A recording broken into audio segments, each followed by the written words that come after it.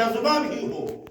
یہ دوسری چیز. تیسری بات کہ وہ اجتناب عما نہا عنہ وزجر، اور جن چیزوں سے آپ نے روک دیا ہے، منع کیا ہے، آپ نے اپنی امت کے لوگوں کو خبردار کیا ہے کہ یہ غلط ہے، یہ منکر ہے، یہ فحش کام ہے، یہ اللہ کی عقوبت کا سبب ہے، اللہ کو ناراض کرنے کا اور اللہ کی بارگاہ میں محروم قسمت ہونے کا یہ ذریعہ ہے. تو ایسے اعمال سے، ایسی جگہوں سے، ایسے امور سے اور ایسی حرکات و سکنات سے اپنے آپ کو بچا کر کے رکھا جائے. چوتھی بات، نبی کریم صلی اللہ علیہ وسلم پر ایمان لانے کا جو معنی مفہوم ہے کہ اللہ یعبد اللہ الا بما شرع، کہ اللہ کی عبادت اسی انداز سے، اسی طریقے سے اور اسی نہج پر ادا کی جائے جو اللہ کے رسول صلی اللہ علیہ وسلم نے بتایا ہے. جو طریقہ، جو نہج، جو میتھڈ اور اللہ کے نبی صلی اللہ علیہ وسلم نے جو تعلیمات دی ہیں، انہی تعلیمات کو اختیار کر کے اسی طریقے پر چل کر کے اللہ کی عبادت کی جائے. یہ چار چیزیں رسول پاک صلی اللہ علیہ وسلم پر ایمان لانے کے مطلب اور مفہوم کے اندر داخل ہے. پہلی بات، آپ کو سچا مانا جائے کہ آپ نے جو کچھ کہا، جو کچھ فرمایا وہ اللہ کی طرف سے. دوسری بات کہ آپ کی ہدایات پر عمل کیا جائے.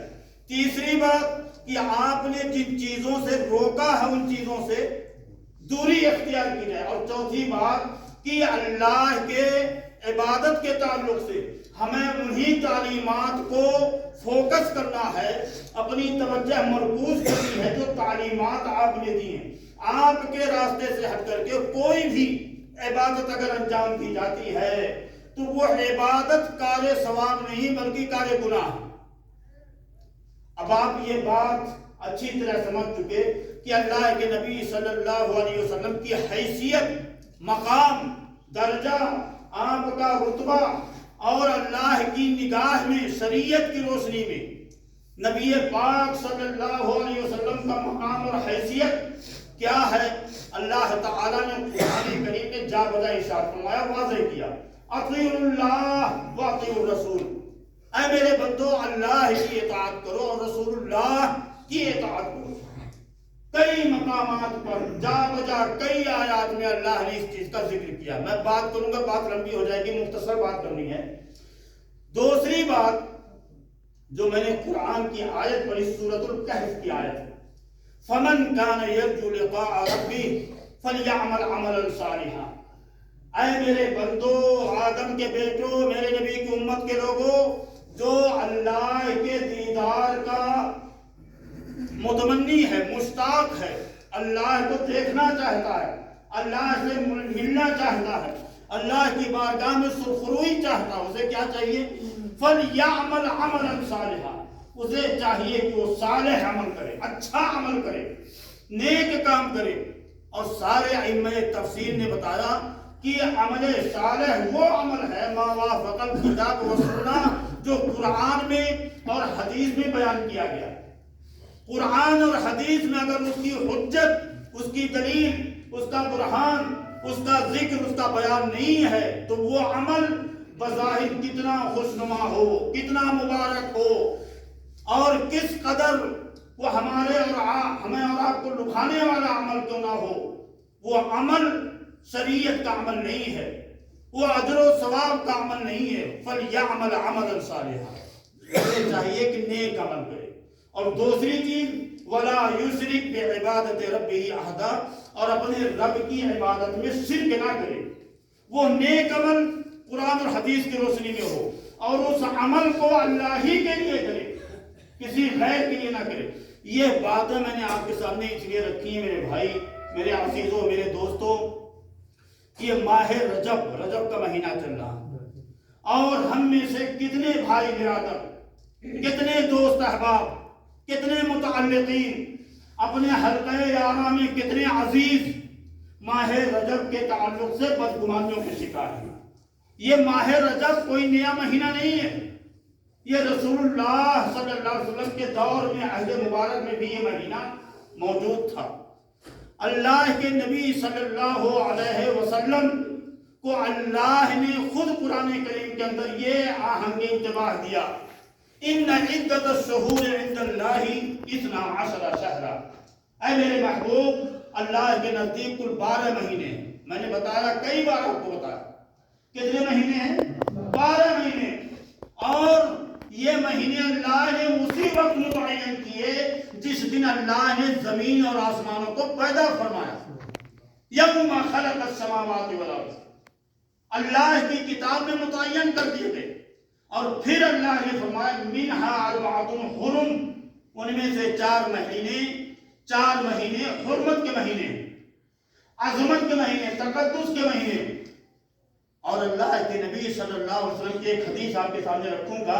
آپ نے واضح کیا کہ یہ 4 مہینے کون سے مہینے ہیں؟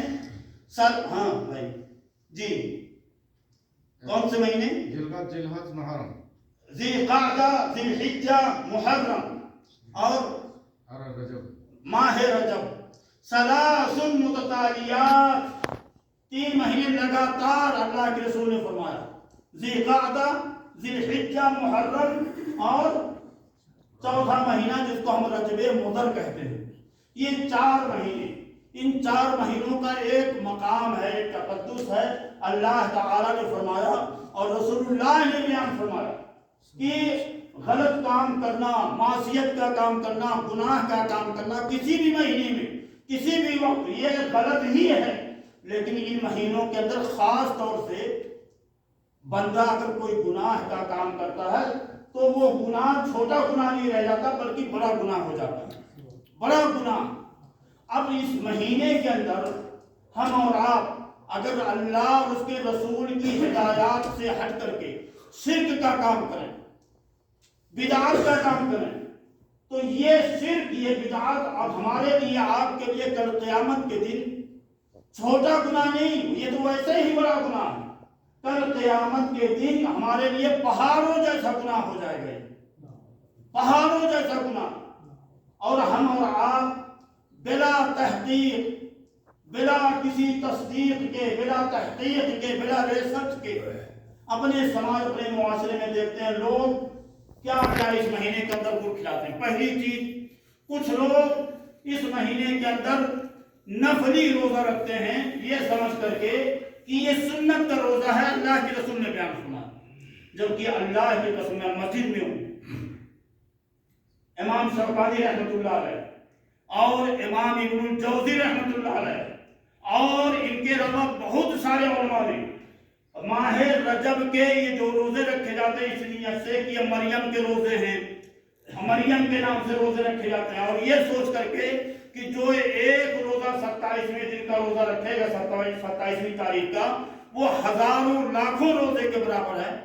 انہوں نے انکار کیا، علماء نے انکار کیا، ہمارے اور آپ کے بزرگوں نے انکار کیا کہ یہ غلط ہے۔